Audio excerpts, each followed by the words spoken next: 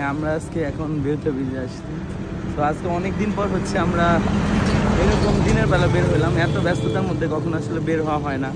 তো অনেক দিন ধরে নিশি বলতেছিল যে আসলে দিনের বেলা লাস্ট কবে মানিকগঞ্জ বের হয়েছিলাম ঠিক মনে নাই। আজকে অনেক সুন্দর একটা দিন, অনেক রোদ উঠছে। শীতের সময় আসলে এরকম রোদ থাকলে ভালো লাগে। তো আজকে আমি ভাবছি যে একটু নিশিকে নিয়ে বের হওয়া যায়। তো আজকে আমরা হচ্ছে পদ্মার পার যাই, চলো, কি বলো নিশি? Let's go. ওকে, চলো, ঠিক আছে, চলো।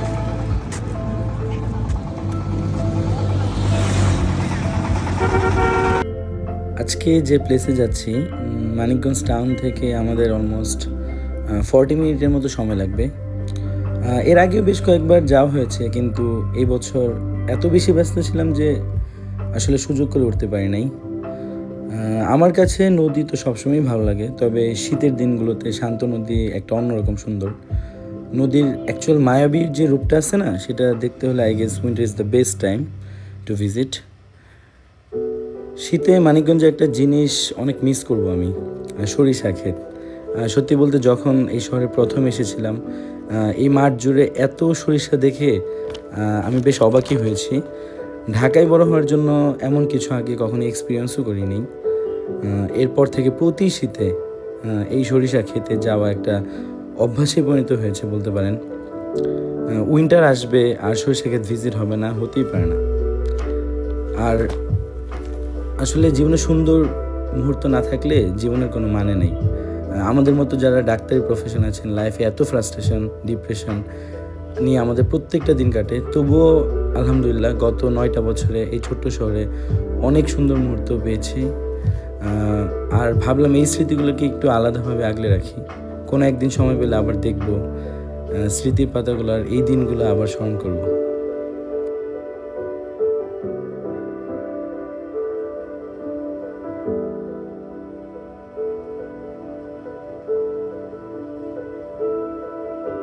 আলহামদুলিল্লাহ চলে আসলাম নদীর পাড়ে। এসেই বেশ সুন্দর একটা ভিউ, বেশ ভালো লাগছে। এখনও রোদ আছে, আমি ভাবছিলাম যে থাকবে না, হয়তো আস্তে আস্তে পাই কিনা। যাক, আগেরবার যখন আসছিলাম এখানে অনেক সুন্দর একটা চর ছিল, ওই দূর পর্যন্ত যাওয়া যেত নিচে দিয়ে বাইক করে। এখনো পানি আসলে ওভাবে সরে নাই, যে কারণে আসলে আমাদের এখানে বাইক রাখতে হবে। বাট এখানে আগে এত দোকান ছিল না, এখন বেশ অনেক দোকান হয়ে গেছে। জায়গাটা অনেক সুন্দর দোকান, হ্যাঁ ভালোই। মানে মাঝখানে একটা কিন্তু চর হয়েছে, ওই চরে যাইতে পারলে আরো ভালো লাগবে। যাওয়ার ব্যবস্থা নাই।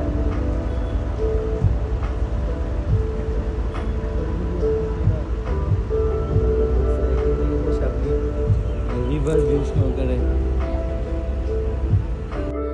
খেজুর রস শীতের একটা বিশেষ আকর্ষণ।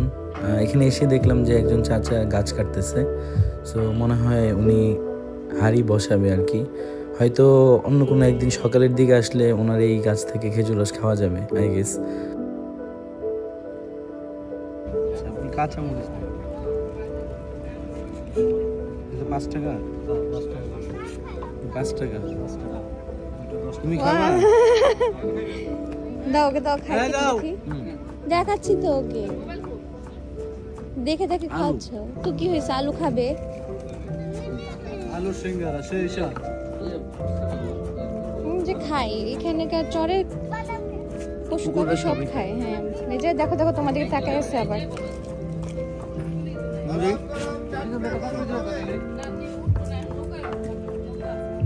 মজা। 5 টাকা না? 5 টাকা অনুযায়ী ঠিক আছে, ভালো। আলুটাতে আমাদের টেস্ট অনুযায়ী লবণ ঠিক আছে। এই নদীর পাড়ে আপনারা বিভিন্ন স্ট্রিট ফুডের মতো কিছু পাবেন।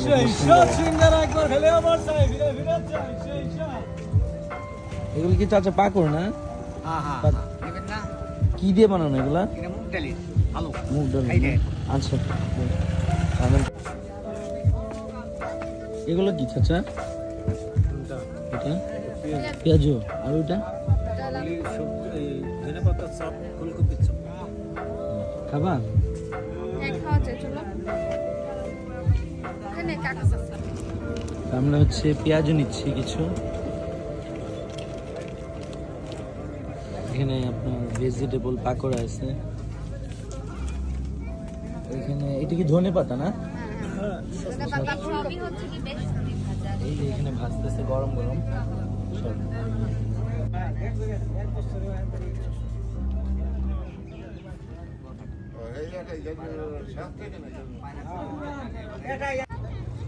তো ওই পারে যাওয়ার জন্য দেখলাম কিছু নৌকা পাওয়া যায়, এই নৌকাগুলা জনপ্রতি আসা যাওয়া 50 টাকা করে, যাওয়া যেতে পারে নাকি? এইদিকে নিয়ে আসেন। যাই হোক, অবশেষে নৌকায় উঠলাম। নৌকা এখন ছাড়ার সময় হয়ে গেছে। নৌকা দিয়ে আসলে ওই চরটায় যাইতে পারবো এটা আসলে ভাবি নাই। যাই হোক, যাওয়া হচ্ছে। এবার থেকে ওই চরে যেতে আমাদের অলমোস্ট 10 মিনিটের মতো সময় লাগবে। সত্যি বলতে নৌকাগুলো অনেক দূলে, নিশিত অনেক ভয় পাচ্ছিল, সাঁতার না জানলে যা হয় আর কি। But honestly I will say আপনি এখানে আসলে অবশ্যই এই শর্ট বোট জার্নিটা এক্সপিরিয়েন্স করবেন, অবশ্যই পয়সা উসুল। সূর্যে একটা মিষ্টি রোদ গায়ে লাগছিল, নদীতে নৌকা চলার সময় একটা ফ্রেশ এয়ার পাবেন। যত দূরে তাকাবেন দেখবেন নদীর পানি দিগন্তের সাথে মিশে গেছে, সূর্যের আলো একটা শেড পানিতে পড়ে। আসলে জিনিসটা এরকম যে ছোটোবেলায় আমরা বিভিন্ন ছবি আঁকতাম না, যে সূর্যের লাল লাল যে একটা আভা পানিতে পড়লে যে ঝলমল করে, একদম এক্স্যাক্টলি সেই দৃশ্যটাই এখানে দেখতে পাইছি আলহামদুলিল্লাহ।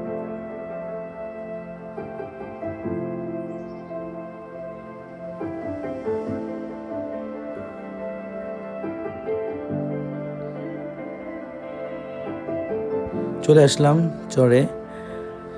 চরটা নামার পর দেখলাম বেশ অনেক মানুষ, আমাদের মতো তারাও ঘুরতে আসছে।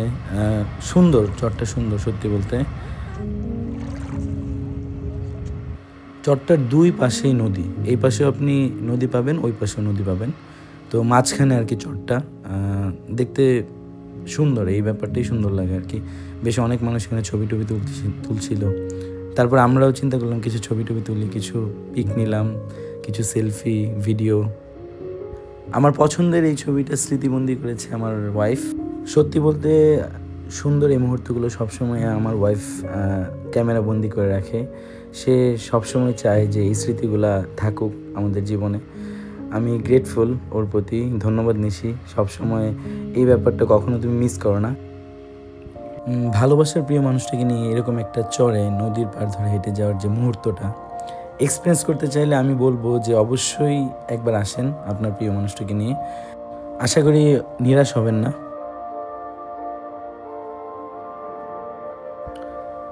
আলহামদুলিল্লাহ, অনেক দিন পর বেশ সুন্দর একটা বিকাল কাটালাম।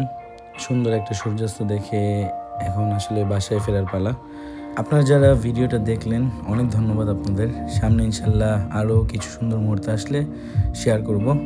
যান্ত্রিক এই জীবনে এই স্মৃতিগুলো ধরে রাখার এই প্রয়াসকে ঘিরেই আমার এই আয়োজন। দেখা হবে সামনের কোনো ভিডিওতে। ভালো থাকবেন, আর হ্যাঁ, প্রিয় মানুষকে নিয়ে প্রতিটা দিন আপনার সুন্দর কাটুক। সবাই ভালো থাকুন, সুস্থ থাকুন। আল্লাহ হাফেজ, সবাইকে টাটা, বাই বাই।